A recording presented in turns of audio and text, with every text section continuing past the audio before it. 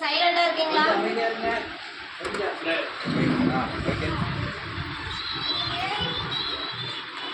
அனைவருக்கும் வணக்கம். இன்னைக்கு நமக்கு உணவு கொடுக்குறவங்க சந்துரு தங்கமணி தம்பதிகளோட பையன் கௌசிக் அவர்களுக்கு இன்னைக்கு பிறந்த நாள். நமது பாச மரக்கட்டளை பாச முதியோர்கள் ஆதரவற்றோர் இல்ல சார்பாக திரு குழந்தை கௌசிக் அவர்களுக்கு இனிய பிறந்த நாள் நல்வாழ்த்துக்கள். வாழ்க்கையில் அனைத்து நமது பாச மரக்கட்டளை சார்பாக இறைவன் கிட்ட ஒரு பிரார்த்தனை வச்சுக்கலாம்.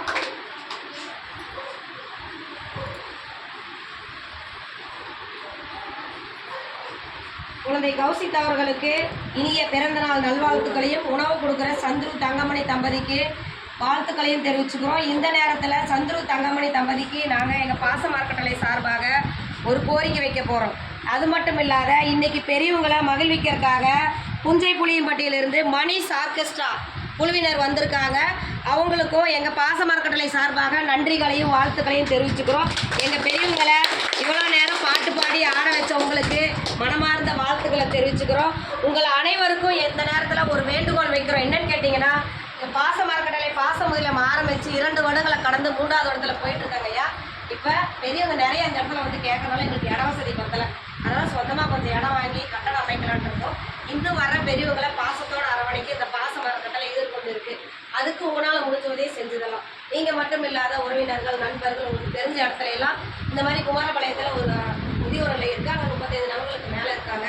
அவங்களுடைய வாழ்வாதாரத்தையும் இருப்பிடத்தையும் பெருக்கிறதுக்காக சொந்தமாக ஒரு கட்டணம் அமைக்க போகிறாங்க. அதுக்கு நம்மளால் முடிஞ்ச உதவியை செய்யலான்னு சொல்லி நீங்களும் எங்கள் முதியோர் இல்லத்தை வெளியே கொண்டு சென்று எங்களுக்கு கூடிய விரைவில் ஒரு சொந்த கட்டணம் அமையிருக்கு உங்களால் முடிஞ்ச உதவி செஞ்சு தருமாறு இந்த நேரத்தில் நாங்கள் கேட்டுக்கிறோம். நீங்கள் இங்கே ஆர்கெஸ்ட்ரா பண்ண மாதிரி எங்கள் புது கட்டடத்துலேயே வந்து இன்னும் நாங்கள் அதுக்கு தனியாகவே ஒரு பிளேஸ்மெண்ட்டை அமைக்கலான்ட்டு இருக்கோம். அங்கேயே வந்து எங்கள் பெரியவங்களை மகிழ்விக்கணும்னு நாங்கள் இந்த நேரத்தில் கேட்டுக்கிறோம். உணவு கொடுக்குறவங்களுக்கு மீண்டும் ஒரு முறை நன்றிகளையும் வாழ்த்துக்களையும் தெரிவிச்சுக்கிறோம். இங்கே ஜெயமணின்னு ஒரு அம்மா இருக்காங்க. அவங்க கொஞ்சம் உடல்நிலை சரியில்லாமல் இருந்தாங்க. இங்கே நாங்கள் வந்து பிரார்த்தனை வச்சுக்கிட்டோம். அவங்க பூரண குணமடைஞ்சிருக்காங்க. அதுக்காகவும் நாங்கள் நன்றியும் வாழ்த்தையும் தெரிவிச்சுக்கிறோம். வாழ்க்கையில் இனிமேல் அனைத்து செல்வம் பெற்று நீடொழி வாழ எங்கள் பாச மரக்கட்டளை சார்பாக எப்போவும் உங்களுக்கு பிரார்த்தனை உண்டு. வாழ்க.